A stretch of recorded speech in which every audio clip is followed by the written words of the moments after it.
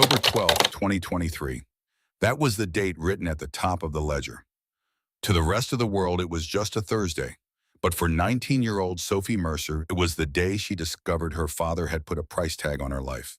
$12.4 million. We've all heard stories about desperate times calling for desperate measures. But this isn't a story about desperation. This is a story about a girl sold like property, a CEO who bought her like an asset, and the woman who wanted them both destroyed. What happens when you become collateral in someone else's debt? When your signature on a contract means more than your consent? When the man who owns you isn't the monster you should fear? Buckle up. This is the story of the Blackwood arrangement. The rain in Silver Creek didn't wash things clean. It just made everything slicker, harder to hold on to. The town sat in the shadow of the Cascade Mountains, a place where the old timber money had dried up decades ago, and nothing new had come to replace it. Population 3,000 and dropping. The kind of town where everyone knew your business before you did, where the diners served the same meatloaf, special for 30 years, where young people left and never came back. Sophie Mercer had planned to be one of those people who left. She had made it as far as Oregon State University's second-year data analytics major. She was good with numbers, good at seeing patterns where other people saw chaos. Her professors said she had a gift for forensic accounting, for following the money trail, until it led somewhere ugly. She had wanted to work for the FBI someday, or maybe the SEC, catching white-collar criminals who thought they were too smart to get caught. But then her father made a phone call. September 15th, 2 in the morning. Sophie, you need to come home. Now. His voice had that quality to it, the one that meant he'd been drinking, the one that meant something had gone very wrong. She had heard that voice too many times since her mother died 10 years ago. Cancer, they said. But Sophie always wondered if it was really the weight of being married to Richard Mercer that killed her. She drove home the next morning. 4 hours through mountain roads, the autumn colors blurring past her windows. She told herself it would be a weekend trip. Help Dad with whatever crisis he'd manufactured. Be back in Eugene by Monday for her statistics midterm. She had been lying to herself for a long time. It was easier than facing the truth. Silver Creek looked smaller every time she came back. The timber mill her grandfather had built sat abandoned at the edge of town, windows broken, equipment rusting in the rain. The Mercer family house, a Victorian relic from the 1900s, loomed on the hill overlooking Main Street. 3 stories of peeling paint and memories Sophie would rather forget. Her mother's roses in the garden had gone wild, thorny, and overgrown. Richard Mercer met her at the door. He looked older than 56. Gray stubble on his jaw, shirt, wrinkled eyes bloodshot. He'd been handsome once, the kind of man who commanded respect when he walked into a room. Now he looked like he was shrinking, folding in on himself under the weight of whatever he'd done. We need to talk, Princess. He'd called her that since she was 5. Princess. Like she was something precious, something to be protected. The irony would hit her later. They sat in his study, a room that smelled of old leather and older whiskey. The walls were lined with photos of better days. Her grandfather shaking hands with the governor. Her father cutting the ribbon at the mill expansion in 2005. Sophie's high school graduation cap and gown, her mother's necklace around her neck. The only photo where everyone was smiling and it wasn't a lie. Richard poured himself 3 fingers of scotch, didn't offer her any, started talking without looking at her. Silver Creek Timber Corp is bankrupt. We're 90 days past due on $8.2 million in loans. The bank is foreclosing. Equipment liquidation barely covers half. I've got 300 employees who will be out of work by Christmas. The town dies with the company. You understand that, right? When we go under, Silver Creek goes under. Sophie understood. She'd seen the signs for years. The contracts her father couldn't land. The expansion projects that went nowhere. The expensive consultants who promised turnarounds that never materialized. But $8 million was more than mismanagement. That was something else. Where did the rest go, Dad? Richard drank, didn't answer. Sophie stood up, walked to his desk. The ledger was there, lying open like he wanted her to see it, like he'd been staring at it for hours before she arrived, trying to make the numbers say something different. She picked it up. Her hands were steady. They wouldn't shake until later. The first page was standard corporate debt, bank loans with interest rates that made her wince, vendor invoices 6 months overdue, payroll deferred, nothing illegal, just the slow death spiral of a failing business. But then she turned to page 12. And that's where the story changed. Tulalip Tribal Casino, Snoqualmie Casino, Muckleshoot, Cache Creek in California. All the places within driving distance where a man with a gambling problem could lose himself and his fortune. Dates going back 3 years. Cash withdrawals, Wire transfers. The numbers got bigger as the dates got more recent. 50,000, 100,000, 200,000. On one night in Vegas, $475,000 disappeared between midnight and 4 a.m. The total at the bottom of the page was 4.4 million, written in her father's handwriting, underlined twice. Sophie felt something cold settle in her stomach. It wasn't surprise. Some part of her had always known. The late nights, the unexplained absences, the way her mother had looked at him in the last year of her life, like she was mourning someone who was already gone. So it's 12.4 million total. 8.2 in business debt, 4.4 in gambling. She kept her voice level. Professional, like she was auditing a stranger's finances. And the foreclosure notice gives you 30 days to pay or lose everything. That's what you called me home for, to tell me we're finished. Richard finished his scotch, poured another. There's a way out. Sophie waited. The rain hammered against the windows. Somewhere in the house, a pipe was dripping. Her father pulled a newspaper clipping from his desk drawer, set it down in front of her. The paper was wrinkled like he'd read it 100 times, folded and unfolded, tried to make it say something different. Seattle Business Journal, dated 2 months ago. The headline read, "Blackwood Seeks Strategic Alliance." The photo showed a man in his 30s, dark suit, darker expression, angular face, eyes like winter rain. Silas Blackwood, 32, CEO of Blackwood Industries. Net worth estimated at $3.2 billion.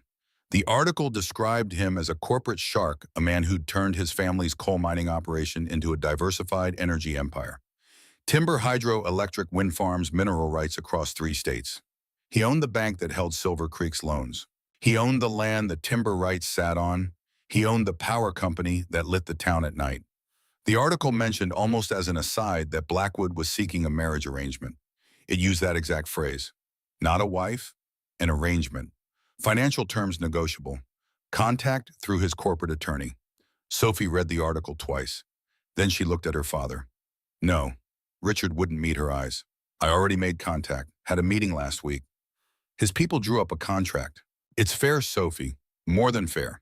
He cancels all the debt, all 12.4 million. You live in his estate, get an allowance, full medical coverage. After 2 years, you can file for divorce and walk away with a settlement. It's just business, a transaction. Sophie's hands finally started shaking. She set the newspaper down carefully like it might explode. You're selling me. I'm saving 300 families. You're selling me to pay for your gambling debts. Richard's face crumpled. Tears ran down into his stubble. It was the first time Sophie had seen him cry since her mother's funeral. It should have moved her. It didn't. I don't have a choice, Princess. If I don't do this, the foreclosure goes through. The mill closes. Every family in this town loses everything. The bank will come for the house. You won't have anywhere to go back to. At least this way you're taken care of. You're safe. Safe. The word hung in the air like smoke. Sophie walked to the window. Outside, Silver Creek stretched into the rain. The closed storefronts on Main Street. The houses with peeling paint and sagging roofs. The elementary school where she'd learned to read now half empty because young families couldn't afford to stay. 300 employees at the mill, each of them with kids' mortgages, car payments, grocery bills, doctor's appointments, futures that depended on a paycheck that wouldn't come if Richard Mercer's company collapsed. She thought about her mother. Mary Mercer had grown up in this town, married into the timber family, played her role for 23 years. She'd hosted charity luncheons and smiled at ribbon cuttings and never once complained about the loneliness of being married to a man who was always somewhere else. What had that gotten her? A grave on the hill and a daughter who'd spent 10 years trying to escape. Let me see the contract. Richard opened his desk drawer, pulled out a manila folder thick with paper, set it on the desk like an offering. Sophie picked it up. The cover page was heavy cream paper, watermarked. Professional. The letterhead read Hayes and Associates Corporate Law. She read standing up. Her data analytics training kicked in, scanning for the important clauses, the trapdoors, the fine print where they hide the poison. Marriage arrangement agreement between Silas Blackwood, party of the first part, and Sophie Ann Mercer, party of the second part. Effective date to be determined upon execution. Minimum term 2 years from effective date. Terms and conditions. Party.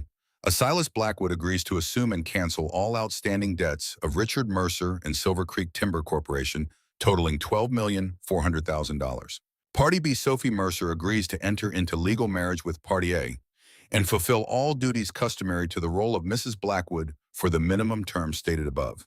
Compensation: Party B shall receive a personal allowance of $10,000 per month deposited into an account in her name. Party B shall have full access to medical, dental, and mental health services. Party B shall reside in Party A's primary residence and have access to all amenities thereof. Then came Clause 7, the one that changed everything: suspension of debt. The debt cancellation described in Section 2 shall be considered suspended, not forgiven. In the event that Party B fails to complete the minimum 2-year term, commits adultery, abandons the marriage, or fails to fulfill duties as outlined in Section 12, the debt shall be immediately reinstated in full, with interest calculated at 18% per annum. Party A shall have the right to pursue immediate collection against Richard Mercer and all assets of Silver Creek Timber Corporation. Sophie read it 3 times. The words didn't change. She wasn't being sold. She was being held hostage. If she ran, if she failed, if she broke any rule in this corporate manual they called a marriage, her father would lose everything anyway. The debt would come back with interest. 18% on $12 million was over $2 million a year. In 5 years, the debt would double. She was collateral, a guarantee, a human insurance policy against her father's failures. There's no prenuptial agreement, she said quietly. Section 18 says standard divorce law applies after the 2-year term. Richard nodded. That was his one concession. If you make it 2 years, you can file for divorce, and you'll get half of everything acquired during the marriage. Blackwood's attorney tried to argue for a prenup. Silas said no. He said, and Richard's voice dropped to barely a whisper, if she's brave enough to sign this, she deserves to be protected when she leaves. Sophie looked at the signature line at the bottom of the final page. Silas Blackwood's signature was already there. Dark ink, aggressive slashes. The signature of a man who signed contracts the way other men went to war. How long do I have to decide? 48 hours. He wants an answer by October 14th. If you say no, we proceed with bankruptcy. I've already talked to a lawyer about Chapter 7. We'll lose the house, the company, everything. I'll probably end up in a trailer in Yakima, but you'd be free, princess. You could go back to school. Finish your degree. You don't owe me this. You don't owe anyone this. Sophie closed the folder, set it down on the desk, walked out of the study without another word. She needed air, needed space, needed to think without her father's tears and whiskey breath filling the room. The rain had stopped. The evening air smelled like wet pine and wood smoke. Sophie walked down Main Street past the shuttered hardware store, past the diner where old men drank coffee and talked about the good old days when timber was king. She walked to the cemetery on the East Hill where her mother was buried under a headstone that read Mary Catherine Mercer, beloved wife and mother, 1975 to 2013. Sophie sat on the wet grass next to the grave, started talking like her mother could hear her, like the dead cared about the problems of the living. He did it again, Mom. Dad gambled away everything, and now he wants me to fix it. He wants me to marry some billionaire I've never met, live in some mansion playhouse for 2 years so he doesn't lose his company. And the worst part, I'm actually considering it. The wind moved through the pine trees. A crow called from somewhere in the dark.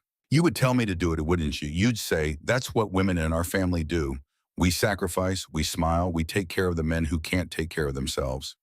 You did it for 23 years, and it killed you just as much as the cancer did. Sophie pulled her phone from her pocket, opened Google, typed Silas Blackwood. The search results loaded. The first link was his company website, Blackwood Industries. Corporate headquarters in Seattle, satellite offices in Portland and Spokane. Revenue last year, $870 million. The photo on the About page showed Silas in a conference room, arms crossed, staring down the camera like he was daring it to blink first. Tall, maybe 6'2", dark hair cut military short, a face that looked carved from stone by someone who forgot to add warmth. The second link was a news article. Seattle Times in October 2019.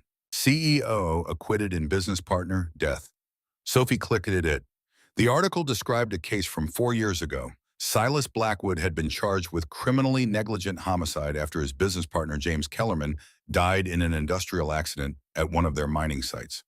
The prosecution argued Blackwood had ignored safety violations to meet a deadline, resulting in Kellerman's death. The defense argued Kellerman had entered a restricted area against protocol. The jury acquitted Blackwood after 3 days of deliberation, but the article included a quote from the victim's widow. He's a monster who cares more about money than human life. My husband is dead because Silas Blackwood wanted to save 6 weeks on a project timeline. The law might have let him walk free, but God knows what he did. Sophie read the article twice. Then she scrolled through the rest of the search results. There were charity appearances, business awards, photos of Silas at galas in $1,000 suits. But there were no personal photos, no girlfriend on his arm, no family snapshots, no social media presence. Silas Blackwood was a ghost who only materialized when there was money to be made or a contract to be signed. This was the man who wanted to marry her. A 32-year-old billionaire who could have anyone and chose instead to post a classified ad in the business section looking for a wife. A man who'd been accused of killing his business partner and walked away without a scratch.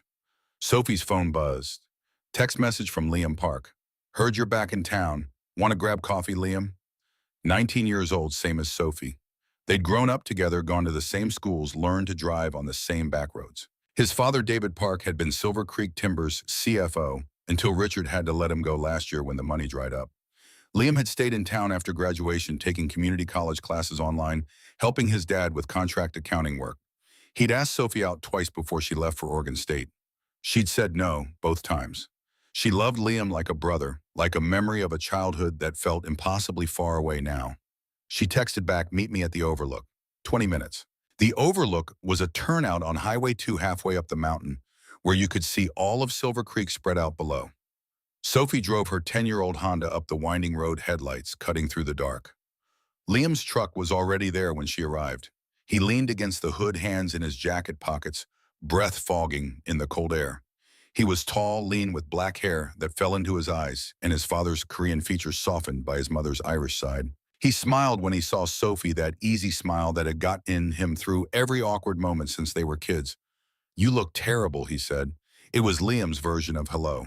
My dad is selling me to Silas Blackwood for $12 million. What's your excuse? Liam's smile disappeared. He pushed off the truck, closed the distance between them. Sophie, what are you talking about? She told him everything. The gambling debts, the foreclosure, the marriage arrangement contract sitting on her father's desk with a signature line waiting for her name. She kept her voice flat, factual, like she was presenting a case study in her economics class. Numbers and terms and clauses. If she let emotion in, she'd fall apart, and she couldn't afford that yet. Liam listened without interrupting. When she finished, he was quiet for a long time. Then he said, don't do it. 300 people lose their jobs if I don't. Then they lose their jobs. Sophie, you can't marry someone you've never met to pay for your dad's mistakes. That's insane. That's futile. We don't live in the Middle Ages. Tell that to the bank. Tell that to the families who won't make rent in November. Liam grabbed her shoulders, looked her in the eyes. His hands were warm even through her jacket. Run away with me, tonight. I've got $8,000 saved. We drive to Montana. My cousin has a place in Missoula. We figure it out. You go back to school. I get a job. We start over. You don't owe your father this. You don't owe anyone this. For a moment, Sophie let herself imagine it. Throwing her suitcase in Liam's truck, driving through the night, disappearing into a new life where Richard Mercer's debts couldn't follow.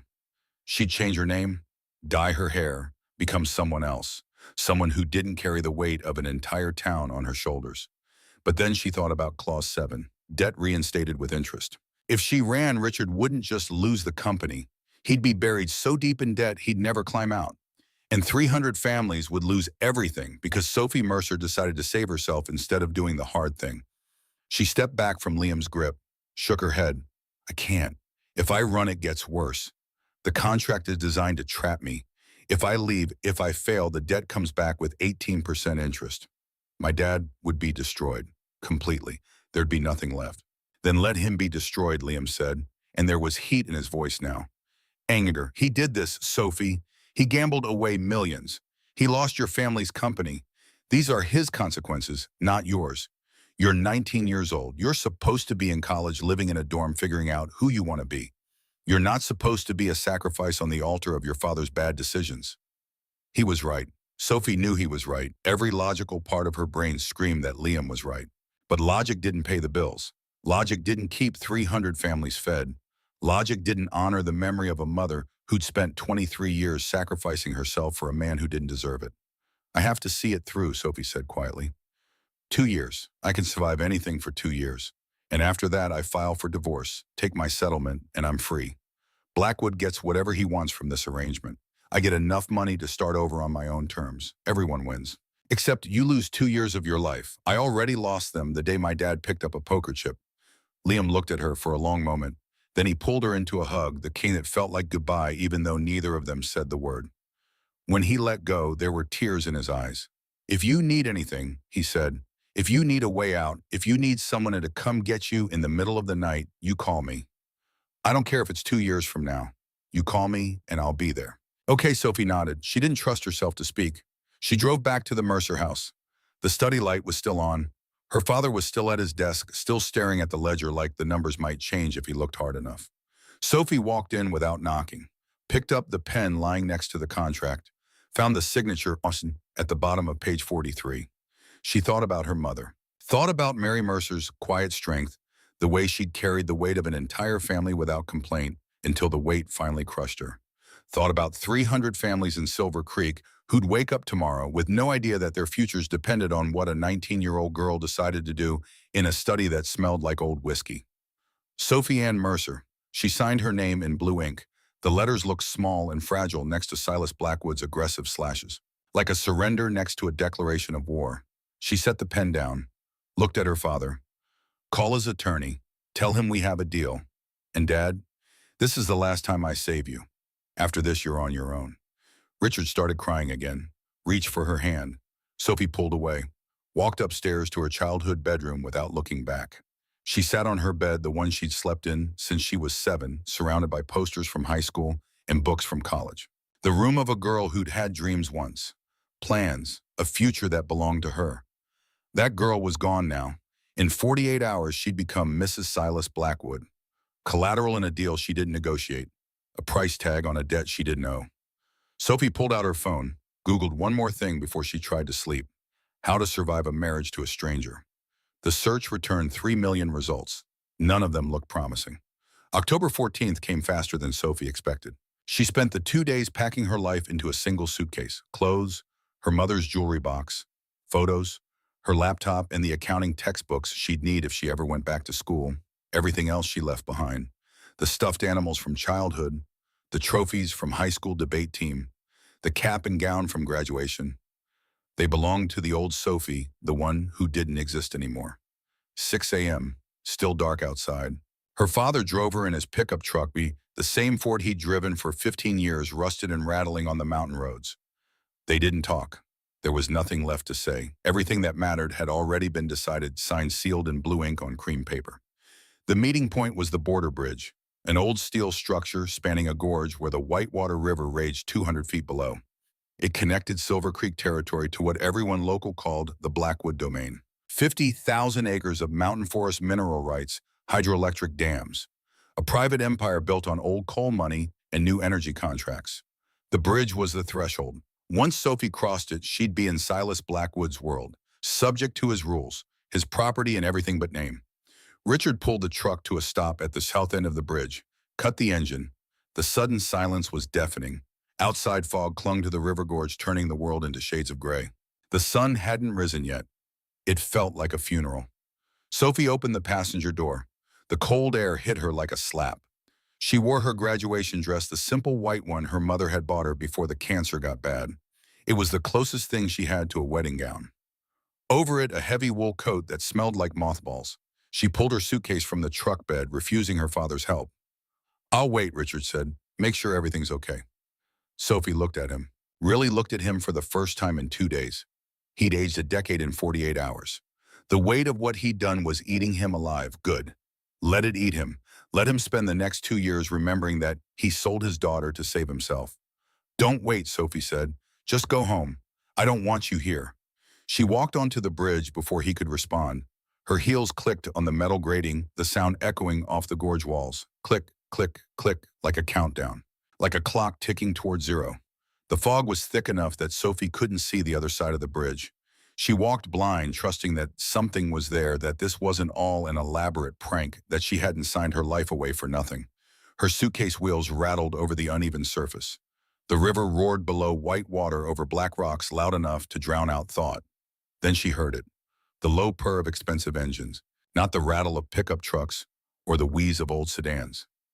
This was money. Power. the sound of machines that cost more than houses. Three black SUVs emerged from the fog like shadows gaining substance. Massive vehicles armored the kind you saw in presidential motorcades or military convoys. They moved in perfect formation, slow and deliberate predators who didn't need to rush because nothing could stop them.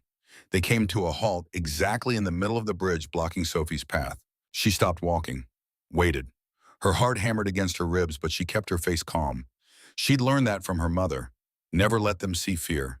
Fear was weakness, and weakness was an invitation to be devoured. The doors of the lead SUV opened. Two men stepped out first. They were enormous, 6'4", at least shoulders, like linebackers wearing dark suits that didn't quite hide the bulk of body armor underneath. Security. The kind who'd been military, once special forces, maybe men who knew 50 ways to kill and chose to get paid for restraint instead. They scanned the bridge, the fog, the tree line beyond, hands hovering near their waistbands. Then, satisfied, one of them nodded toward the middle vehicle. The rear door of the center SUV opened. Silas Blackwood stepped out. He wasn't what Sophie expected. The photos hadn't prepared her. They'd shown a businessman severe and distant, someone you'd see on a magazine cover or across a conference table. They hadn't shown this, the way he moved, economical and predatory. The way he carried himself like the world was his and everyone else just lived in it. He was tall. Yes, the photos had that right. 6'2", maybe 6'3". Dark hair cut military short, emphasizing the harsh angles of his face. High cheekbones, a jaw that looked like it could cut glass. But it was his eyes that stopped Sophie cold. Gray. Not the warm gray of storm clouds or river stones. Cold. Calculating. Eyes that assessed and calculated and revealed nothing. He wore a black suit with no tie, the top button of his white shirt undone. Not casual, deliberate, like he'd decided ties were a constraint he no longer needed to accept. The suit fit him perfectly, tailored to measure the kind that cost $5,000 and looked like 10. His shoes were Italian leather, polished to mirror brightness. Every detail of his appearance was controlled, calculated, designed to send a message. I am wealth. I am power. I am the man who owns the board, not the one who sits on it. He looked at Sophie. Just looked, didn't smile, didn't speak, took her in with those calculating eyes, head to toe, the kind of assessment you'd give a horse before purchase. Clinical, bloodless. Sophie felt naked under that gaze, like he could see through the white dress and wool coat to the scared 19-year-old underneath the girl who was signing her life away to save people who'd never asked to be saved. She forced herself to stand tall, lifted her chin, met his eyes and didn't look away. She was a mercer. She might be sold, but she wouldn't be cowed. 5 feet between them, an impossible distance, a nothing distance. Silas Blackwood closed it in 3 strides. Up close he was more tall, more present, more dangerous. He smelled like expensive cologne sandalwood and something darker, and underneath that the scent of real power. Not the kind you bought, the kind you were born with. You're small, he said. His voice was a baritone, smooth and emotionless as a blade sliding from a sheath. I'm durable, Sophie replied. Her voice didn't shake. Small miracle. One of the security guards snickered. Silas held up one finger. The guard went silent instantly. That was power too, the kind that didn't need to raise its voice. Silas took a step closer. Now they were 3 feet apart. Sophie could see the scar on his neck, a thin white line that disappeared into his collar. Old wound, deep, the kind that should have killed. But here he stood. Do you understand the term, Silas asked? I read the contract. Reading and understanding aren't the same thing. He reached into his jacket, pulled out a gold fountain pen and a leather folder. Opened it, held it out to her. Do you understand Clause 7? Sophie looked at the document, the marriage contract, all 43 pages of it, her signature already there in blue ink, his signature in black. One blank space remaining. Today's date. The debt is suspended, Sophie said carefully. Not forgiven. If I leave, if I fail, if I break the terms, the debt is reinstated with 18% interest and you seize everything my father owns immediately. Good. Silas's face didn't change. No approval, no warmth, just acknowledgement that she'd passed a test. Most people don't read Clause 7 carefully enough. They see the money, the allowance, the estate. They think they're getting a good deal. They don't realize they're signing a hostage agreement. So why do it this way, Sophie asked. You could have just bought the company, foreclosed on my father. Why this? Silas studied her for a long moment. Then surprisingly he answered, because an acquisition would take 8 months, cost me legal fees, and end with 300 unemployed people in a dead town. This way I get what I need, your father keeps his company, and Silver Creek survives. Everyone wins, except me. You get $10,000 a month and full access to an estate worth $40 million. You get 2 years of security. After that, you file for divorce and walk away with a settlement that'll set you up for life. Seems like you're winning too. Sophie wanted to argue, wanted to ask what he needed from this arrangement that was worth $12.4 million. But the look in his eyes stopped her. This wasn't a negotiation. This was a contract signing. The terms were set. The only question was whether she'd follow through. "Where do I sign?" Silas set the folder on the hood of the SUV, handed her the pen. It was heavy gold, the kind that cost more than her suitcase and everything in it.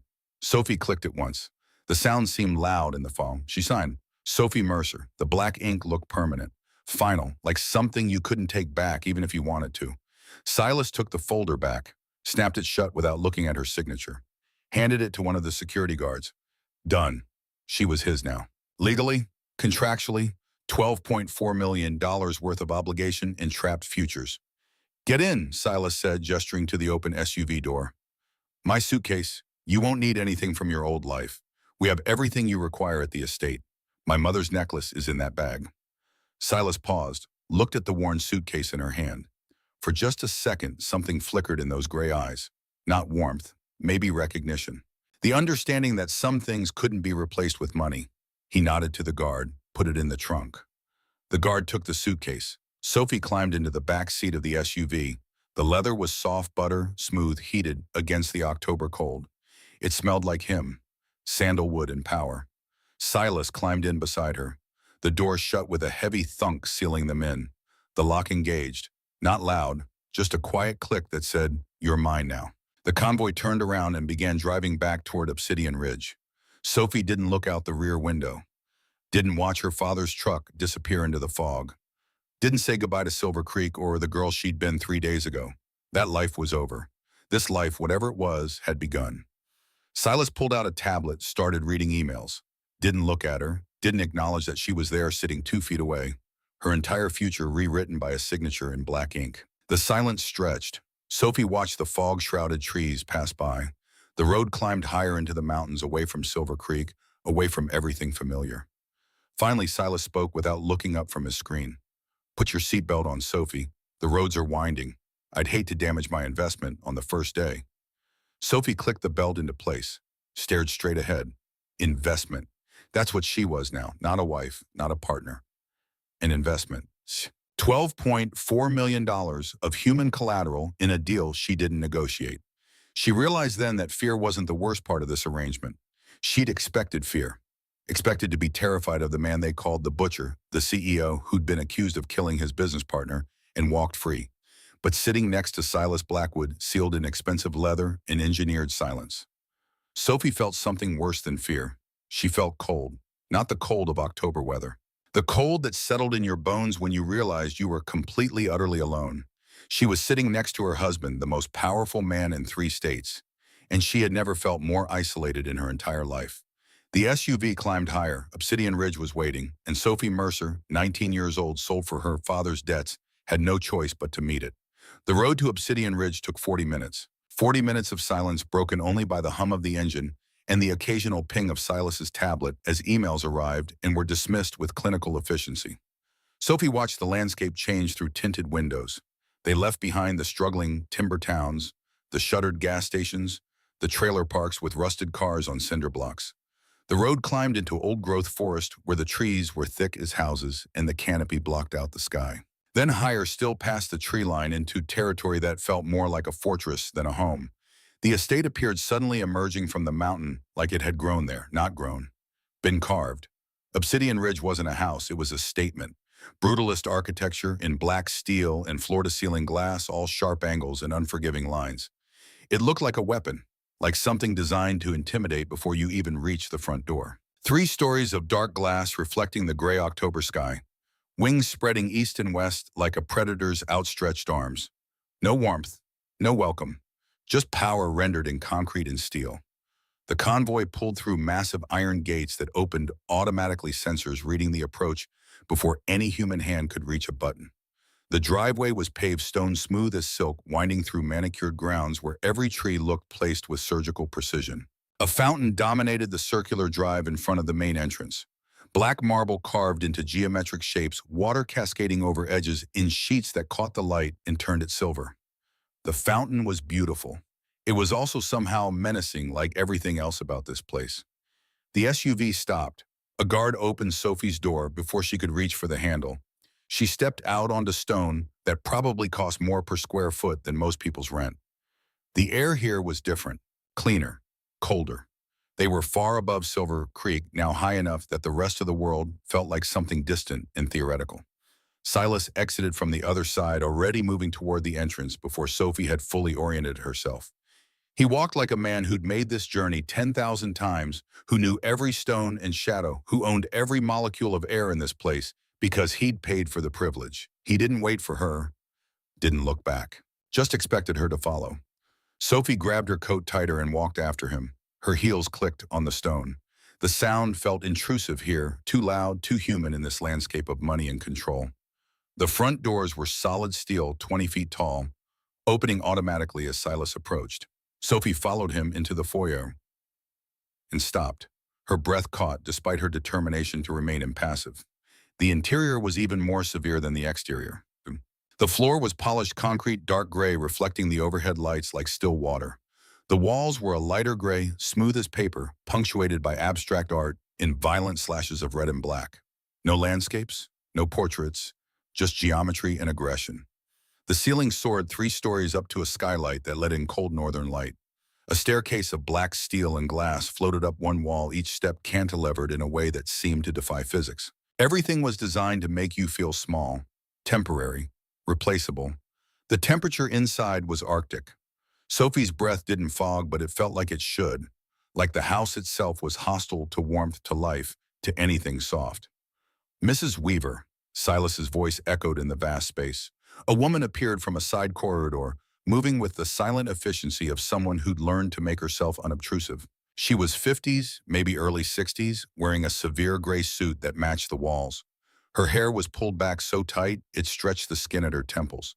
Her face was professionally neutral, the blank expression that came from years of service in houses where emotions were weaknesses.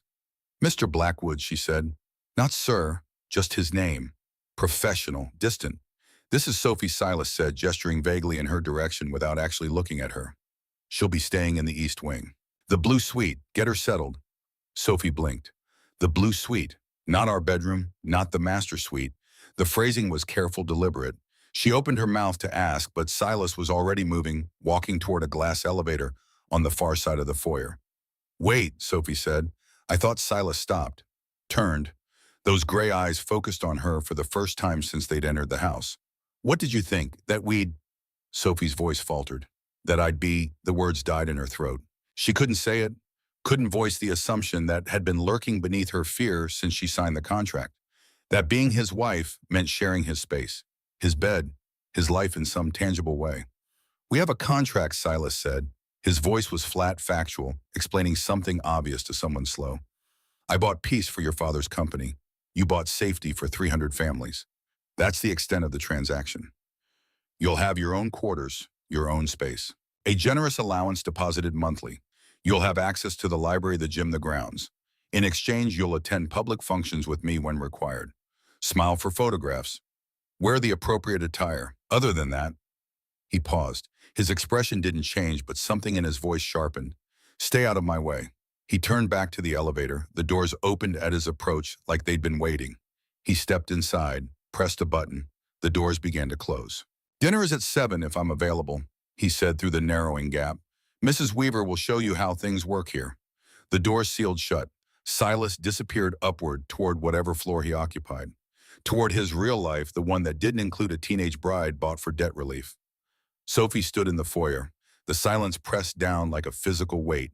She was married, legally bound, and her husband had just assigned her to a guest room and told her to stay out of his way. Mrs. Weaver cleared her throat softly. "If you'll follow me, Mrs. Blackwood." The title sounded strange. Wrong. Mrs. Blackwood. Sophie was 19. She'd been married for less than an hour. She felt like a child playing dress-up in her mother's clothes. She followed Mrs. Weaver through corridors of glass and steel. The house was enormous, labyrinthine. Hallways branched in directions Sophie couldn't track. Everything looked the same. Gray walls, dark floors, abstract art that probably cost more than a car, but communicated nothing except wealth. They passed a gym where men in tactical gear were lifting weights in complete silence. Security guards, Sophie realized. Or maybe soldiers. Whatever Silas Blackwood needed, he had. They passed a library 2 stories of books behind climate-controlled glass. They passed what looked like a medical facility, complete with exam tables and equipment Sophie recognized from hospitals. They passed offices where people worked at computers heads down, no one looking up as she passed. It felt less like a home and more like a corporate headquarters. Cold, efficient, empty of anything that resembled normal human life. The east wing was separated from the main house by a glass corridor. Through the windows, Sophie could see the mountain dropping away below, forests stretching to the horizon. The view was stunning. It was also vertiginous, like walking through sky. She kept her eyes forward, following Mrs. Weaver's rigid back. The blue suite was at the end of the east wing. Mrs. Weaver opened the door with a key card, handed it to Sophie without ceremony. The room number. Not a room. A series of rooms. Suite was an understatement. Sophie stepped through the doorway into a space larger than the entire first floor of her childhood home. The living area had floor-to-ceiling windows overlooking the valley, modern furniture in shades of cream and gray. A kitchen area with appliances Sophie had only seen in magazine spreads. A dining table that could seat 8. And through an open doorway, a bedroom with a bed the size of a small car. Sophie walked to the bedroom in a daze. The bed was made with linens that looked too pristine to sleep on. The closet was a walk-in the size of her college dorm room, and it was full. Dresses, suits, casual wear, shoes all in her size. She pulled out a blouse, silk, designer label, probably cost $500. Who bought these? Sophie asked. Miss Vane selected your wardrobe, Mrs. Weaver said from the doorway. She handles all domestic arrangements for Mr. Blackwood. Sophie hung the blouse back up. Is that what I am? A domestic arrangement? Mrs. Weaver's expression didn't change. Dinner is at 7 in the main dining room if Mr. Blackwood joins. Otherwise, you may order room service through the tablet on the kitchen counter. Do not disturb Mr. Blackwood in the West Wing without explicit permission. Breakfast is available from 6 to 10 in the main kitchen or delivered here. The gym is open 24 hours, but security trains from 5 to 7 a.m. The library is... How long have you worked here? Sophie interrupted. Mrs. Weaver paused. 12 years. And in 12 years, how many other women have stayed in this room? Mrs. Weaver's face remained blank, but something flickered in her eyes. Calculation, maybe, or pity. You're the first Mrs. Blackwood. She left. The door closed with a magnetic seal, soft and final. Sophie was alone. She walked to the windows. The view was staggering. Mountains and forest and sky stretching forever. She was in a palace, fed and clothed and given everything money could buy. And she had never felt more like a prisoner in her entire life. The first week passed in isolated luxury. Sophie explored the house during the day, learning its rhythms. She discovered the main kitchen, a professional-grade facility where staff prepared meals in quiet efficiency. She found the library 2 stories of books behind glass and spent hours there reading about corporate law and merger acquisitions, trying to understand the world she'd been sold into. She found the gym and used the treadmill at night when the security guards weren't there, running until her legs burned and her mind finally quieted. But she didn't see Silas, not once. He left before she woke and returned after she slept. Or maybe he was always in the West Wing, that forbidden sanctuary she wasn't allowed to enter. Meals were delivered to her room, breakfast, lunch, dinner, food that probably came from Michelin-starred kitchens and tasted like cardboard in her mouth. She ate alone, slept alone, woke alone in that enormous bed in the blue suite, and wondered if this was what the next 2 years would feel like, buried alive in silk and steel. On the 8th day, Sophie broke protocol. It was 2 in the morning. She couldn't sleep. The bed was too soft, the room too quiet, her thoughts too loud. She pulled on a robe and left the suite, padding through the dark corridors on bare feet. The kitchen was at the center of the main house, stainless steel and gleaming surfaces, empty at this hour. Sophie found the tea cabinet, pulled out chamomile, filled a kettle with water. The act of making tea felt grounding, human, normal, like she was a person and not a decorative acquisition. You're not supposed to be in here. Sophie spun around. A woman stood in the doorway. She was striking in a way that made Sophie's breath catch. Tall, maybe 5'10", without the 4-inch stilettos she wore despite the late hour. Platinum blonde hair cut in a sharp bob that framed a face of severe beauty. High cheekbones, full lips painted red even at 2 a.m. eyes like blue ice. She wore a crimson pantsuit that fit like armor, tailored to emphasize every curve and angle. She looked like a weapon disguised as a woman. I was just making tea, Sophie said, trying to keep her voice steady. We have staff for that. The woman walked into the kitchen, movements predatory and controlled. She didn't look at Sophie, walked straight to the refrigerator, pulled out a bottle of sparkling water, leaned against the counter like she owned it, which Sophie realized she probably did in every way that mattered. I'm Caroline Vane, COO of Blackwood Industries. I suppose you're the Mercer girl. The way she said it, girl, not woman, not wife, girl, like Sophie was a child playing in adult spaces. I'm Sophie Blackwood, Sophie corrected, straightening her spine. Carolyn laughed. It was a sound without humor, dry and cutting. Right, the wife. Tell me, did you even read the prenup? Or were you too busy crying over your daddy's gambling debts? Sophie felt heat rise in her chest. I know exactly why I'm here, Miss Vane. I'm here because Silas needed something from this arrangement, and my father was the path to get it. Caroline's smile sharpened. Oh, honey, Silas didn't need your father's pathetic company. Silver Creek is a drain, a money pit. He did it because he has a savior complex. She pushed off the counter, closing the distance between them. Up close, she smelled like expensive perfume and something sharper. Ambition, maybe? Or rage. He likes broken things. But don't mistake pity for affection, sweetie. Sophie held her ground. Caroline was taller, older, clearly more powerful in every measurable way. But Sophie had survived 19 years of Richard Mercer's failures. She'd learned how to stand still when predators circled.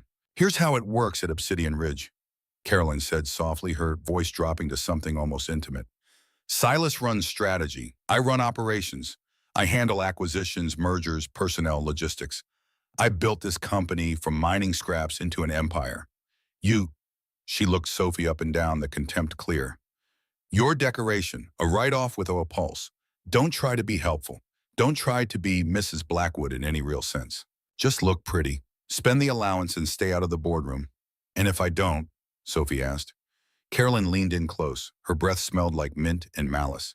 If you cause problems, if you cost us even $1 in stock value, I will personally ensure that contract gets voided, and then I'll watch your father lose everything. Do we understand each other? Before Sophie could respond, the kitchen door swung open. Silas walked in. He looked exhausted. His tie was gone, his sleeves rolled up to his elbows, his hair mussed like he'd been running his hands through it. There was a bandage on his left forearm, white gauze stark against tan skin. He stopped when he saw them both. Carolyn, a nod. Then his eyes moved to Sophie. Sophie, just welcoming the new arrival, Silas, Carolyn said, her voice instantly changing. The ice melted into warmth, professional and smooth. She was looking for tea. I was explaining kitchen protocols. Silas walked to the coffee machine, started it without looking at either of them. Fine. Caroline, the merger files for the Copper Ridge project. Environmental impact reports are missing. Where are they? On my desk, Caroline said immediately. I was cross-referencing against EPA standards. I didn't want to bother you with raw data until it was clean. Send them tonight, Silas said. It was an order, not a request. Of course. Sophie watched them. They moved around each other with practiced ease, a dance they'd perfected over years. They spoke in shorthand references to projects and files and numbers that meant nothing to Sophie. They looked like partners, like the real couple in this arrangement. Sophie was the outsider, the stranger, the girl who'd been bought and placed in a guest room and told to stay quiet. Actually, Sophie said, her voice cutting through their exchange. Both of them turned, Silas with the coffee pot in his hand, Caroline with ice reforming in her eyes. The environmental reports for Copper Ridge. I saw them in the library yesterday. The digital folder. It was flagged as archived 2 days ago. Caroline went very still. How would you know that I was bored? Sophie said. She looked at Silas, not Caroline. I browsed the public file server. I have a degree in data analytics, or I did before. She gestured vaguely at herself, at the situation, at the absurdity of explaining her abandoned education. The folder timestamp showed a transfer at 2:14 a.m. on Tuesday. If files are missing, it's because someone moved them out of the active directory. The silence in the kitchen was absolute. Silas looked at Caroline, really looked at her the way he'd assessed Sophie on the bridge. Calculating, measuring. You said you were working on them, he said quietly. I moved them to archive to protect data integrity while I summarized, Caroline said smoothly. But there was something in her posture now, a tension. Fear, maybe? Or fury at being questioned.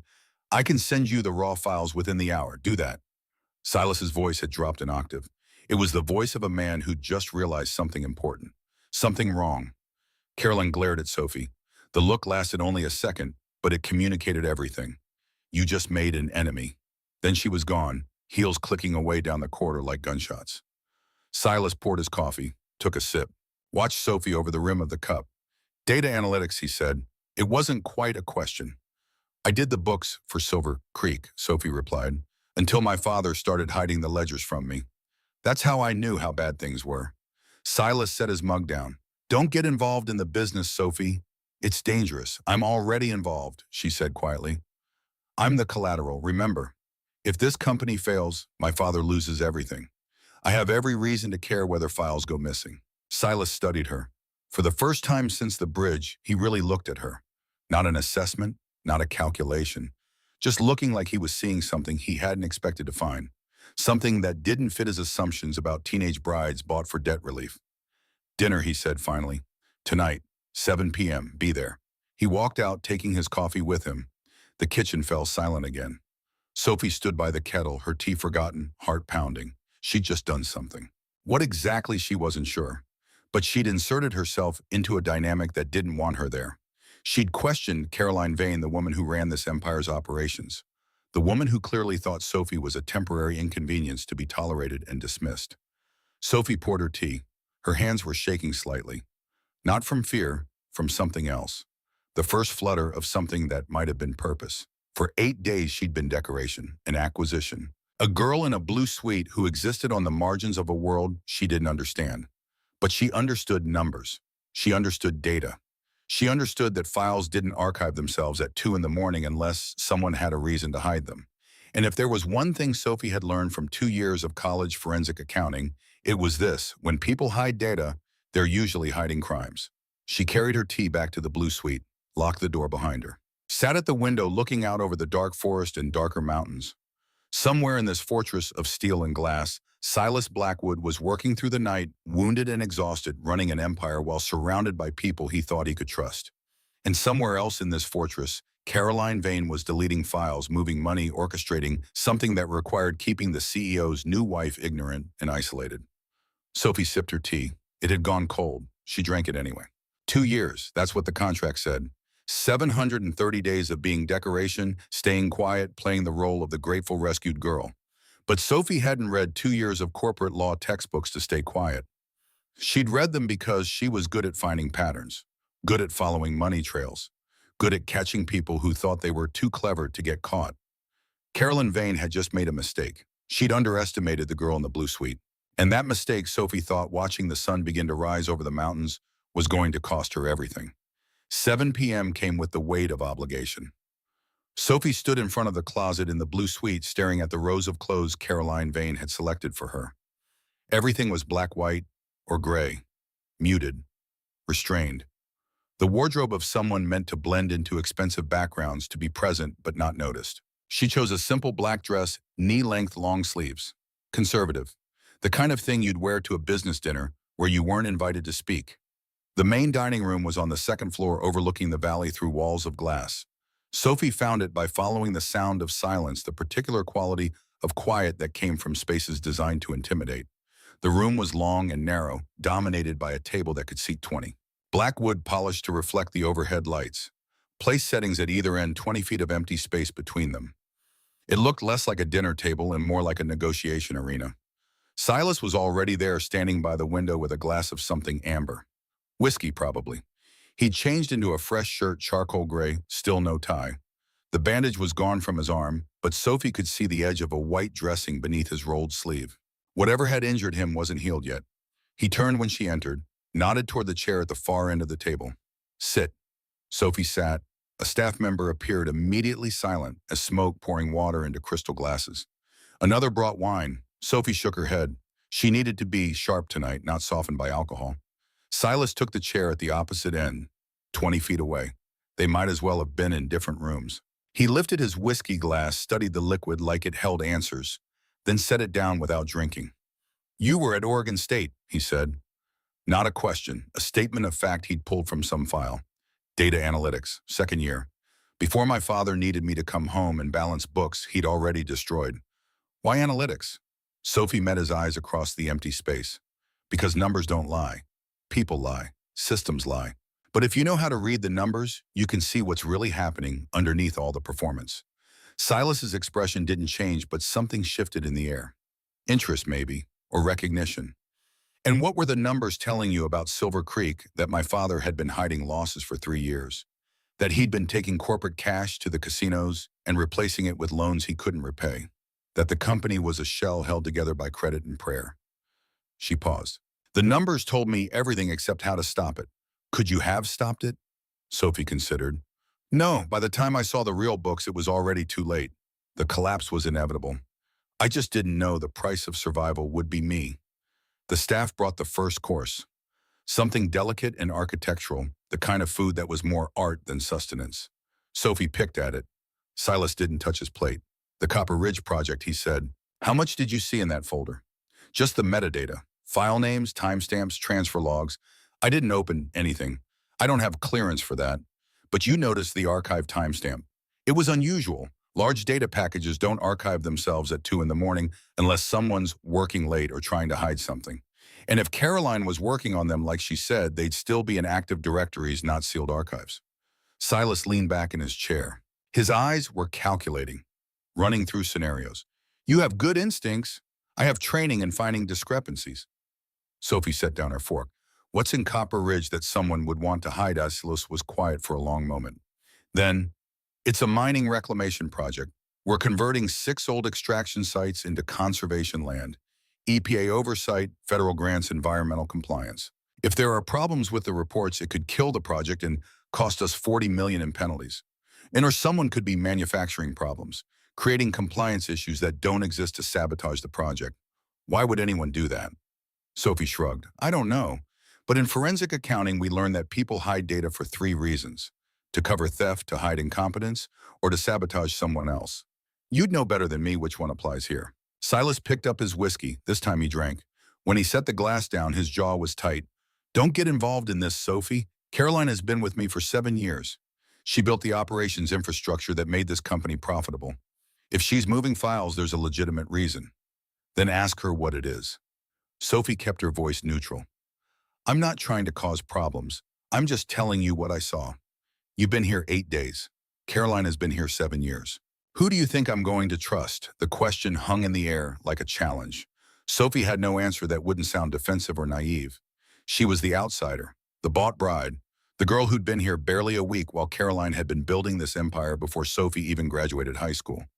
The staff cleared the first course, brought the second. Neither of them ate. The silence stretched uncomfortable and thick. Finally, Silas spoke again. His voice was quieter now, almost reflective. You're not what I expected. What did you expect? Someone who'd take the money and ask no questions. Someone who'd stay in the blue suite and be grateful for the rescue. He looked at her across the distance. Someone who wouldn't notice archived files at 2 in the morning. Sophie smiled without warmth. Sorry to disappoint, but you didn't buy a decoration. You bought someone's daughter. And my mother taught me to pay attention, to ask questions, to never assume the surface story is the truth. What happened to your mother? Cancer, 10 years ago. She was 41. Sophie picked up her water glass, more for something to do with her hands than thirst. She knew my father was gambling, knew the money was disappearing. She tried to stop it and it killed her. The stress, the fighting, the constant fear. So I learned early, numbers don't care about stress. They just tell you the truth. Silas was quiet. Then I'm sorry about your mother. Are you? The question came out sharper than Sophie intended, but she was tired of polite fictions, tired of performing gratitude for a transaction she didn't choose. Silas's expression hardened. Be careful, Sophie. I bought you 2 years of security. Don't waste it on misplaced anger. You bought collateral. You bought a guarantee that my father stays in line. Don't pretend this is rescue when it's just leverage. The temperature in the room dropped 10 degrees. Silas stood. Dinner is over. Go back to your room. We haven't finished, I said, go. His voice was still quiet, but there was something underneath now. Authority. The weight of a man who'd built an empire and didn't tolerate insubordination. You wanted truth. Here it is. You're here because I needed a solution to a problem. Your father's debt gave me legal coverage for a land acquisition I needed. The marriage contract prevents his creditors from interfering while I restructure his company. In 2 years, I'll have what I need, and you'll have enough money to start over. That's the transaction. Don't complicate it by pretending we're partners. Sophie stood as well. Her hands were shaking, but she kept them at her sides. Steady, controlled.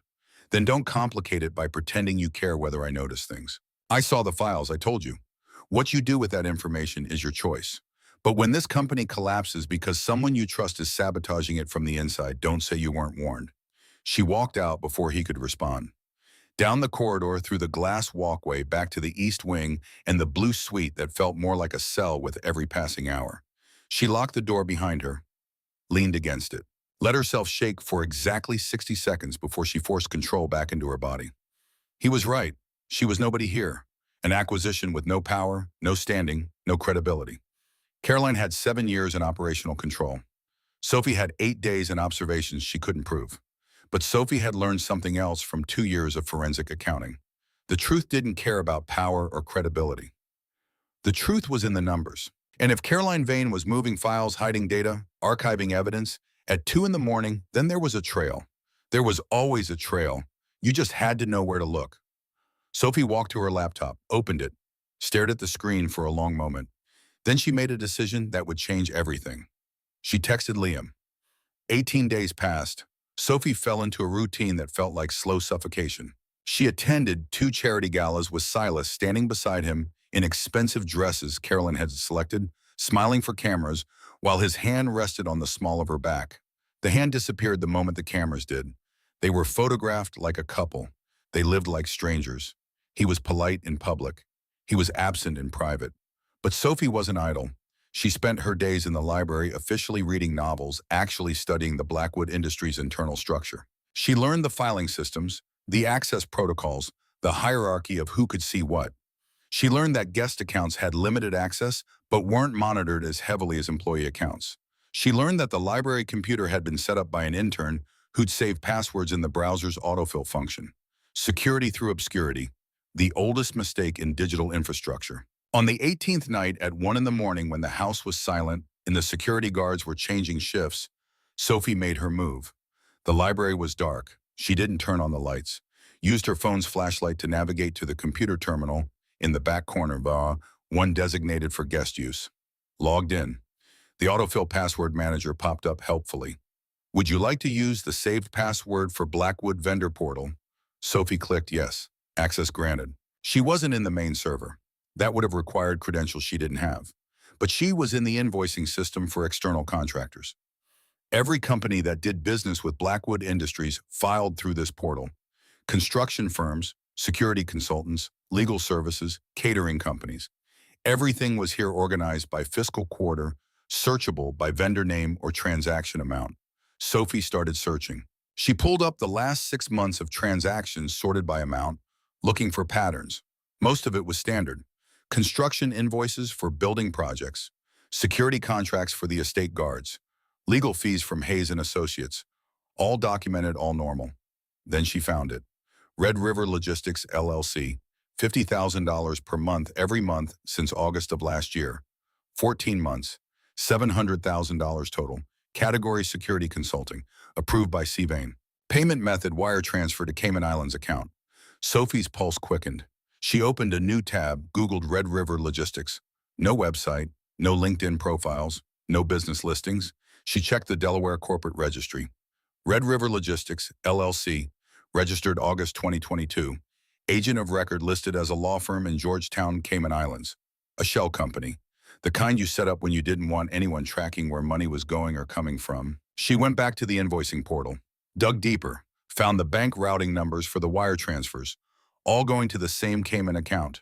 No invoices attached, no work product documented, just money flowing out every month to a company that didn't exist in any meaningful sense. Sophie pulled up a spreadsheet, started cross-referencing dates. Every payment to Red River Logistics corresponded with a budget adjustment somewhere else. She found the pattern in the security infrastructure spending, the perimeter sensors that needed replacing, the patrol vehicles that needed maintenance, the surveillance systems that needed upgrades. Every time $50,000 went to Red River, the actual security budget got cut by the same amount.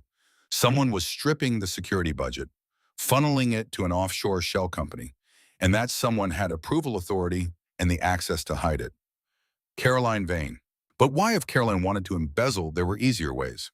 She was COO. She could create fake vendors, inflate invoices, skim percentages. Why set up a shell company and systematically weaken the estate's security infrastructure? Unless the point wasn't theft. Unless the point was vulnerability. Sophie sat back, her mind racing. If the perimeter sensors were failing, if the patrol routes were under-maintained, if the surveillance systems had gaps, then Obsidian Ridge was exposed. And if someone wanted to attack Silas Blackwood, wanted to hurt him, or worse, then a compromised security system was exactly what they'd need. The bandage on Silas's arm, the exhaustion in his face, the way he'd looked when Caroline mentioned being careful. He was being hunted. Someone was getting through the perimeter, and Caroline was the one creating the holes. Sophie's phone buzz, text from Liam package delivered to address you specified, burner phone in the hollow oak like you asked, frequency cloner in the magnetic case. Sophie, please be careful. This is insane. Sophie deleted the text, closed the browser, cleared the KRM, logged out. The library computer showed no trace that she'd been there. She walked back to the blue suite. Dawn was 2 hours away. She had evidence now, not proof, not yet, but evidence. A pattern of payments to a shell company, a corresponding pattern of security degradation. The question was what to do with it. If she went to Silas, he'd dismiss her again. He'd made that clear at dinner. Carolyn had 7 years of trust. Sophie had 18 days of suspicion.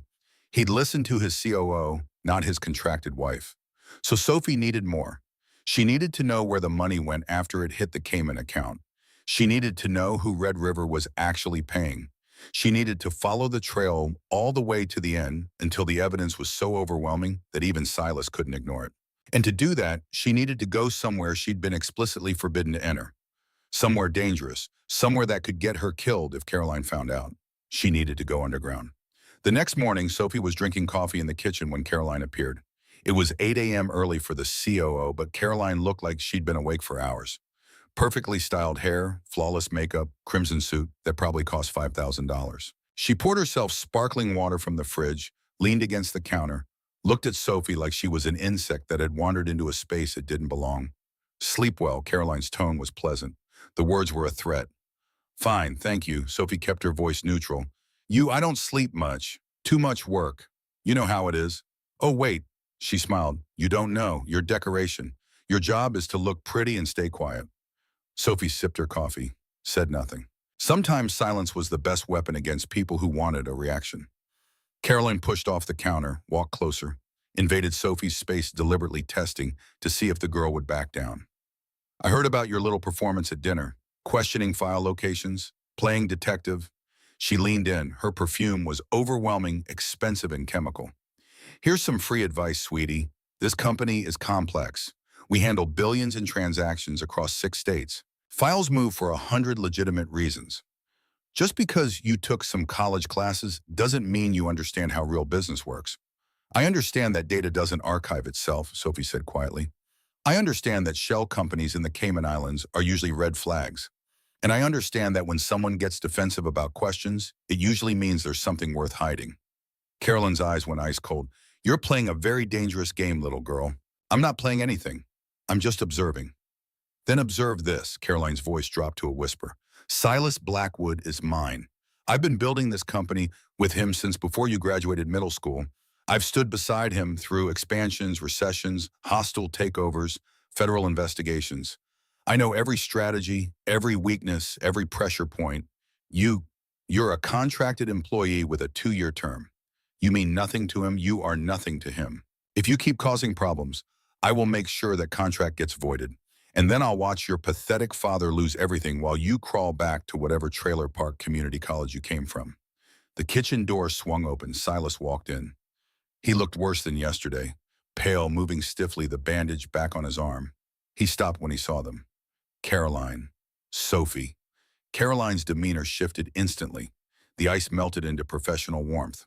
Mr. Blackwood, I was just discussing the charity gala next week with Sophie, making sure she understands the dress code. Silas looked between them. He wasn't stupid. He could read the tension in the room, the way they stood too close, the way Caroline's smile didn't reach her eyes. But he didn't comment, just walked to the coffee machine. Caroline, I need those Copper Ridge reports, today. Not summaries, raw data. Of course, Caroline said smoothly. I'll have them by noon, full forensic trail.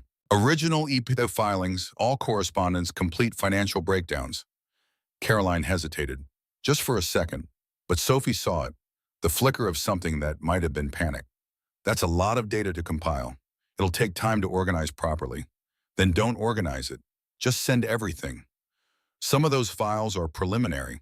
They'll look messy without context. Silas turned, looked at Caroline directly. I want them by noon, all of them. Or I'll have I pull them directly from the archives. Caroline's jaw tightened. Of course. Whatever you need. She left, heels clicking away faster than usual. Almost running. Almost. Silas poured his coffee, didn't look at Sophie. You were right about the archives. The timestamps don't match Caroline's story. Sophie set down her cup carefully. What are you going to do? What I should have done 3 weeks ago. Audit the entire project. He took a sip, winced like it hurt to swallow. If there are problems, I'll find them. And if Caroline is hiding something, then she'll answer for it. His voice was flat. Final. He turned to leave, then paused. Sophie, be careful. Caroline doesn't make idle threats. If she feels cornered, she'll strike. And she knows how to hurt people where they can't fight back. I know. Sophie met his eyes. That's why I need you to listen to me. Really listen, because what I found isn't just about Copper Ridge. It's about Red River Logistics. It's about $700,000 going offshore for security consulting that never happened. It's about your perimeter sensors failing at the exact times those payments went through. Someone is systematically weakening your defenses. And I think I know why. Silas went very still. How do you know about Red River? I told you, I'm good with numbers. And I'm very good at following money. That's a classified vendor. You shouldn't have access, I don't. I shouldn't, but I do. Sophie stood, looked him in the eye. Someone has to pay attention. You're too busy running an empire. Caroline is too busy running something else. So I looked, and what I found scares me. Because if someone is creating security gaps, if someone is bleeding your defense budget, then you're not safe here. You're vulnerable. And the next time you come home with that bandage on your arm, you might not come home at all. Silas stared at her. For a long moment, he said nothing. Then go back to your room, Sophie. Lock the door. Don't come out until I tell you it's safe. What are you going to do? What I should have done the moment you told me about the archives. His expression was granite. Ice, I'm going to find out exactly what Caroline Vane has been doing with my company. And if she's been building what I think she's been building, then God help her. Because I won't. He walked out. Sophie stood in the kitchen, coffee gone cold in her cup, heart hammering against her ribs. She'd done it. She'd made him listen, made him question, made him look. But Caroline Vane wasn't the type to go down quietly. And Sophie had just painted a target on her own back by speaking up. The next move belonged to Caroline. And Sophie had a feeling that move would come soon, would come hard, and would be designed to destroy everything Sophie was trying to protect. She went back to the blue suite, locked the door like Silas had ordered. But she didn't stay there. She couldn't, because the evidence she had wasn't enough. She had payments and patterns. She needed destination. She needed to know who Red River was paying, what they were buying, why they needed $700,000 over 14 months. And there was only one place that information would be, not in the digital systems, in the physical world, in the place Caroline thought no one would ever look. Sophie pulled out her phone, texted Liam, I need those schematics you mentioned, old mine tunnels, Sector 4, and I need them tonight. The response came immediately, and Sophie, no. That's suicide. Sophie typed back, I'm already dead if I don't prove this. Send the files. She hit send, closed her eyes, made peace with what she was about to do. Tonight she was going underground, into the old mining tunnels beneath Obsidian Ridge, into the dark places where Caroline Vane was hiding something worth killing for.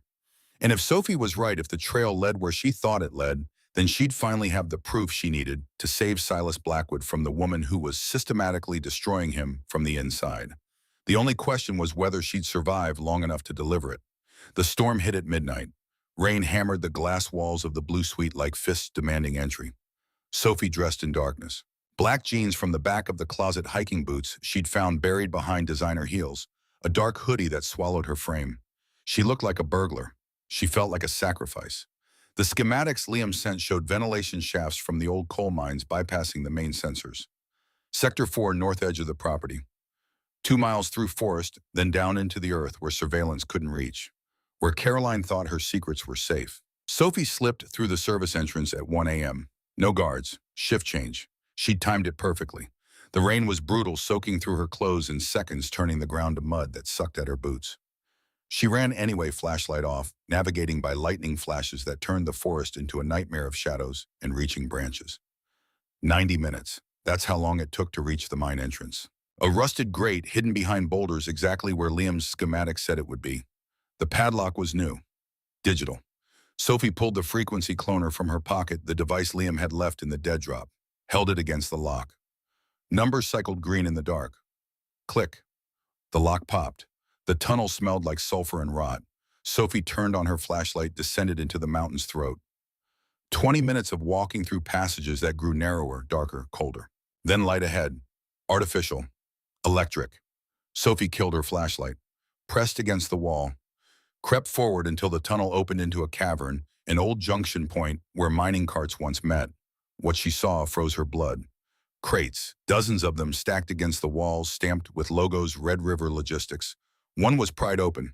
Inside, military assault rifles. Boxes of ammunition. Not standard rounds, silver-tipped. The kind designed to punch through body armor, to kill with certainty. And people. 4 men around a portable heater. Not Blackwood security. Wrong clothes, wrong bearing, wrong everything. Mercenaries, scarred and armed and speaking in accents Sophie couldn't place. Russian, maybe? Eastern European? The kind of men you hired when you needed someone dead and couldn't afford witnesses. Sophie's hands shook as she raised her phone. One photo. That's all she needed. Evidence that Caroline was housing an enemy army inside Silas's territory. She turned off the flash, snapped the picture. The shutter made a sound like a gunshot in the silence. 4 heads turned toward her hiding place. "We have a rat," one growled in English. Sophie ran. Behind her boots pounded stone. Shouts in Russian. The tunnel that had seemed wide now felt like a coffin, pressing closed, stealing air. She sprinted up the incline, lungs burning, legs screaming. The entrance. She could see it. Rain and freedom and headlights. Blinding white directly in front of the grate. An SUV, the door opened. Carolyn Vane stepped out holding a black umbrella like she was attending a funeral. "I told you," Caroline sighed, shaking her head. "I told you not to dig Sophie. Why are you so difficult?" The mercenaries emerged behind Sophie, blocking retreat. Trapped. Caroline smiled. "You're bringing mercenaries into the territory. You want him dead." Sophie's voice shook.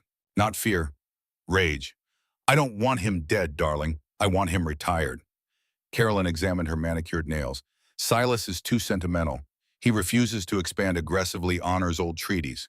Once these men injure him badly enough, the board will declare him unfit. I step in as CEO. It's a hostile takeover. Strictly business. He'll kill you when he finds out. He won't find out, because sadly his unstable young wife had a mental breakdown, ran away into the storm, slipped near the old mines, fell into a ravine." Caroline snapped her fingers. "Grab her." They came fast. Sophie fought, kicked the first one's knee, heard it crunch. He went down howling. But the second caught her hair, yanked her head back. The third punched her stomach. Air left her lungs. She hit mud, gasping. Carolyn walked over heels, sinking slightly, looked down with clinical indifference. Throw her back in the shaft, collapse the entrance, make it look like a landslide. They dragged Sophie toward the grate. She kicked, screamed, clawed. They threw her into darkness. She hit stone, rolled down the incline. Above Caroline's voice, "Do it." An explosion, deafening. The ceiling gave way. Tons of rock and earth crashed down, sealing the entrance. Light disappeared. Air filled with choking dust. Sophie crawled backward into the dark, coughing ribs, screaming. Trapped, buried alive. Her phone screen was cracked from the fall, barely functional. No signal anyway this deep. No one knew she was here. No one was coming. She thought of her mother, of Silas, of a life that would end in darkness because she'd been stupid enough to think she could fight people who killed without conscience. Her leg was pinned under a rock. She couldn't move it. Couldn't feel anything below her knee except pressure and distant throbbing pain. The air was getting thin. She had hours, maybe less. This was how it ended. 19 years old, married to a stranger, dead in a hole because she'd tried to save a man who didn't want saving. Sophie closed her eyes, waited for the dark to take her. Silas Blackwood stared at the financial reports Caroline had sent. Something was wrong. The numbers were clean. Too clean. Forensic accounting taught that real data had inconsistencies, human errors, the fingerprints of actual work. This looked generated. Artificial. He opened his laptop. Pulled up the master authorization logs, the ones only he could access. Typed his override code. Red River Logistics, LLC. Authorized by C. Vane. Date August 2022. Category Security Consulting. He drilled deeper. Found the bank routing numbers. Traced them. The money wasn't going to consultants. It was routed through the Caymans, then back into the country. Final destination, Ironclad Systems. A black market arms dealer. Why was his COO buying weapons with company money? At 2:47 a.m. Silas woke. Not from sound, from absence. The house felt wrong. He'd learned to trust his instincts in the Rangers before Harvard, before billion-dollar deals. When something felt off, it usually was. He checked the security feed, a habit from years of threats. The blue suite, empty, door ajar. He rewound, watched Sophie leave at 1:03 a.m., watched her disappear into darkness. His phone rang, gate security. Sir, perimeter breach, Sector 4 2 hours ago, and seismic sensors registered a collapse. Thermal imaging shows multiple heat signatures near the old mines, unauthorized. Sophie, Silas whispered. He didn't call security, didn't wait for backup, ran to the garage. His Tesla drove through the storm at speeds that would have killed anyone else. The road to Sector 4 took 30 minutes at legal limits. He made it in 12. Caroline's SUV was there. Overturned now, crumpled like a toy. Silas's vehicle had hit it doing 90 momentum and rage turning steel into a weapon. He exited. Caroline was crawling from the wreckage, face bleeding. 4 men stood by the tree line. Mercenaries, Ren. They raised weapons. Silas was faster. He'd been special forces before he was a CEO. Knew 50 ways to kill and had chosen restraint for 20 years. That restraint ended tonight. The first mercenary raised his rifle. Silas closed the distance in 3 strides. Grabbed the barrel, twisted. The man's trigger finger snapped. Silas drove his elbow into the temple. He dropped. The second fired. Bullets sparked off stone. Silas was behind cover, moving flanking. Came up behind him, arm around throat. Carotid pressure. 8 seconds. The man went limp. Third and fourth together. Smart. They separated, tried crossfire. Silas picked up a rock. Threw. Hit one in the face. Bone crunched. While he reeled, Silas charged the other. Took him down hard. Ground fighting. Mount position. 3 strikes. Deutschen. Yster. Orbital. The man stopped moving. The last mercenary ran. Silas didn't chase. The Blackwood security guards Caroline had brought fell to their knees, surrendering. They knew better than to fight their alpha. Silas walked to Caroline, grabbed her throat, lifted her off the ground one-handed. Where is she? She fell, Caroline choked. Mine collapsed. Accident. If she's dead, I will destroy you in ways that make death look merciful. He threw her into the mud, turned to the surrendered guards. Dig. They tore at the rubble. Silas joined them, hands bleeding, lifting boulders that should have required machinery. Sophie, he roared into the darkness. Inside the cave, Sophie heard. Grabbed a rock, banged it against metal track. Clang, clang, clang. I hear her. Silas tore through the barrier with bleeding hands, made an opening, reached through. Found her. I've got you. He wedged his shoulders under the slab, pinning her leg. Veins bulging. Roared, heaved upward. Pull your leg out, now. Sophie dragged herself free, screaming. Silas dropped the rock, scooped her into his arms, held her against his chest, buried his face in her neck. He was shaking. I've got you. I'm sorry. I'm so sorry. He carried her out past the arrested Caroline, past the broken mercenaries. A medical helicopter waited on the ridge. Don't leave me, Sophie whispered. Never again. You're my wife. You're my partner. I will burn this empire before I let anyone hurt you. He meant every word. 3 days later, Sophie woke in the estate's medical wing. Silas was asleep in a chair beside her bed, head resting on her hand. His hair was unwashed, stubble dark on his jaw. He'd been there the entire time. Caroline? Sophie's voice was rough. Silas's head snapped up. Relief flooded his face. In holding cells. Trial tomorrow. You need to testify. Then wheel me there.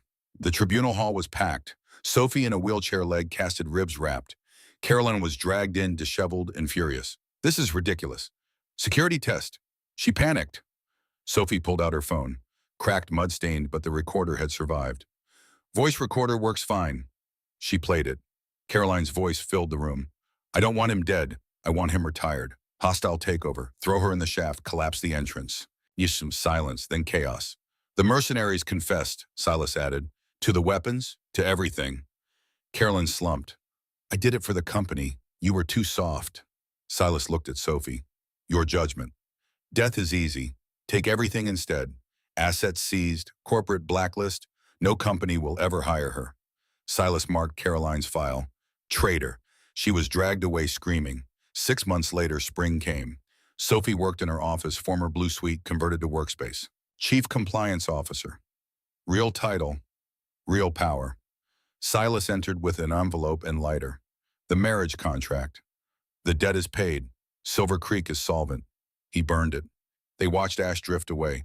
Then he knelt, pulled out a ring box. Moonstone changing colors. Sophie Mercer, I don't want a transaction anymore. I choose you because you saw the man when everyone else saw the monster. Marry me for real this time. Yes. They kissed. First real kiss in 7 months of marriage. 6 months after that, a small wedding. Silver Creek and Obsidian Ridge families together. Liam as groomsman moved on and happy. Richard Mercer, sober walking, Sophie down the aisle. At the reception, Silas spoke. A year ago, I bought a bride. Today, I married the woman who saved my life. Final shot, Sophie and Silas on the balcony overlooking merged territories. Sophie's voiceover, they thought I was collateral. They were wrong. I was always the queen.